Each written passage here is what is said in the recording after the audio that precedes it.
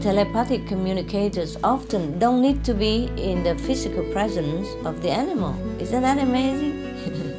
But it's natural, actually. We all have it, just we don't have time to remember. These communicators can speak to long distance. So some of them are also able to help people locate and find their companions who get lost even. Hello vibrant viewers, and welcome to Animal World, our co-inhabitants. Today we travel to Australia to meet two telepathic animal communicators from the state of New South Wales, Karen Venables, founder of Karen's Healing Harmony in Leeton, and Lynn Overhill in Sydney. Ms. Venables acts as a voice for animals and helps caregivers understand their companions' health conditions, resolve behavioural issues, and even locate their lost or missing animal friends. You know, they're angels as well, they're human as well. They're here to show us and change our lives as well, compassionately. Lynn Overhill has been providing consultations with all types of animals for the past 12 years.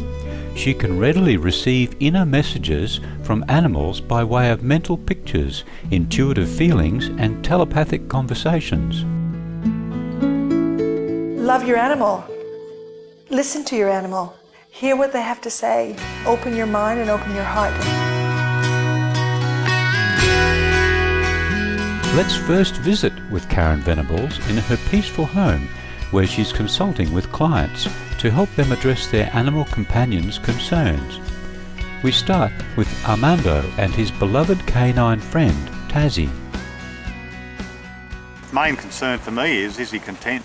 You know, like, is he coping with what he's got and everything? And is he coping with the new addition, the little chihuahua we got? Yeah, So. yeah. Yeah. He likes company, that's for sure, when you're away. Like, they get very sooky when there's no one else around. He's got company now. You know, that's probably the best thing that you have done, is got the little chihuahua. How about him himself? Has he got any complaints whatsoever? Or He's complaining about his bed. What's wrong with his bed? getting lumpy, is it? Yeah. Right. Yeah, he wants a new bed.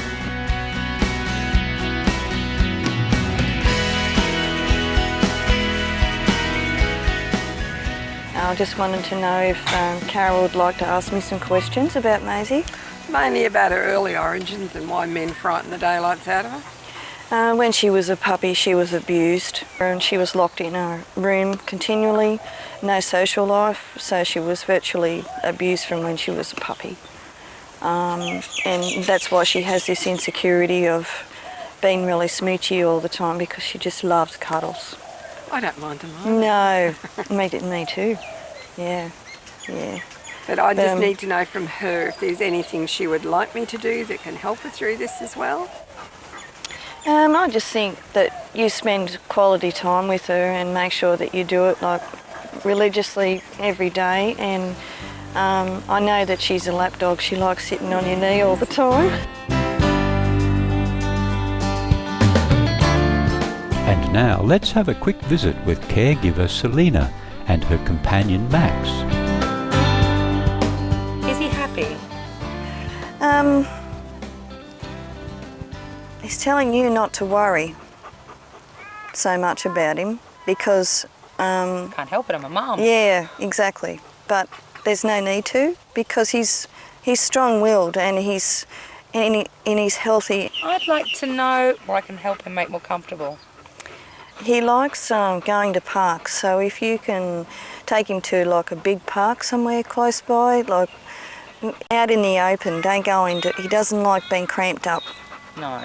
He doesn't like being too social either, because it just overpowers him because he's so big. Yeah. Does he need more toys? Yeah, some balls. Like some footballs, you know, the little footballs? Yeah, we destroyed one of those the other day.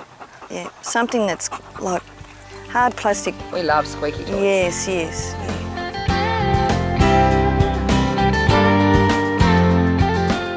And now we'll meet Tigger, the beautiful horse companion of Ms. Venable's friend, who shares some sage advice with us.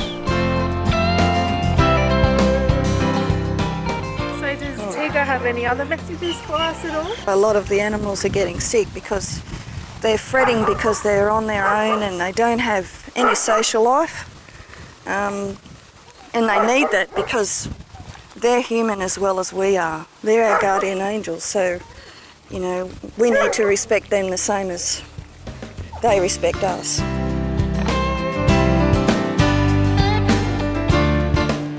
Now let's go to Sydney to visit Lynn Overhill. For many years, Ms. Overhill has maintained a vegetarian lifestyle, which she believes is an integral part of her work as a telepathic animal communicator. It helps animals because you don't eat them, and the more people who become vegan, it makes a statement to other people who are eating meat, and it allows people to start to consider where their position is. And the less people who eat meat, the more animals there are who can actually do what they're meant to do here. And it's not to provide themselves as food for humans. They're here to teach people lots of messages and lots of life lessons. Can you please elaborate more on animals' intelligence? I think they have a huge amount of intelligence, and I think that's also why they are teaching us something, because they can resist a lot of challenges, a lot of difficulties. And I think we might find with their changes there will be some challenges that we will have to overcome, and I think they might even show us the way. I find dolphins and whales to be the most intelligent beings I've spoken to that are considered animals.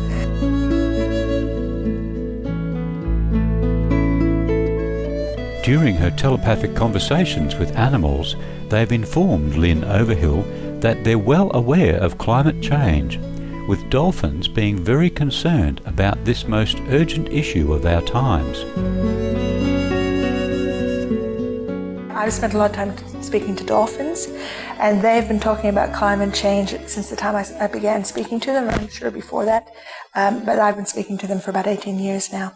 And they've been talking about what will happen and what needs to change as far as how humans receive their food and their nourishment. They've been speaking about plankton. 18 years ago, I was hearing about how everybody will start eating plankton. Well, but there's more and more experiments being done and tests to see what other sorts of foods humans can eat. If you only have to look at spirulina, which is a plant food, or the different kinds of algae that people might take as a health product. And there are many, many more. Animals have a tendency to see into the future. Do they know what's happening to our planet with regards to 2012 and global warming? Yes, I think so. I think they know of the Earth changes that are coming. I certainly know that dolphins and whales do, because I've spent a lot of years talking to them. Many of the dolphins tend to be scientists, and they're scientists, Earth changes in some kind of way, where they often will go off and have meetings and talk about how to bring more information through to humans. I think their whales also help to balance the energies that are coming through, and there are many, many energies coming onto the planet, raising the vibration, getting humans acclimated to that kind of energy. You know, I wonder sometimes whether often they're beaching themselves because they're trying to at least have some information come forward, and people start to think about dolphins and whales, and those who speak to them and connect with them receive more information. It just reminds us that they're here. It's a shame they have to give their lives for it, though. This is what they spend their time doing, helping humans to get ready. They were also on the planet before as walking beings. So I think that, who knows, they could easily be back in their roles again. But they're certainly working with all of us. And there's books being written. I'm working on a book with dolphins and whales.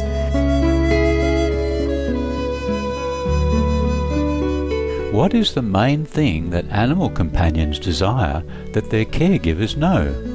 Lynn Overhill says the message she has received from the animals is consistent. Every single animal I speak to, the most important thing is feeling the love from their human and being able to send the love back and knowing that their human receives it. That is the most important. So that might be for a dog or a cat or a horse or a cow or an exotic animal. Just send them love, because the love raises the vibration of all people on the planet and helps us with the shift in the future. You know, please love your animals. And if you can look after more animals, please do so, because in the future we will all be working with animals.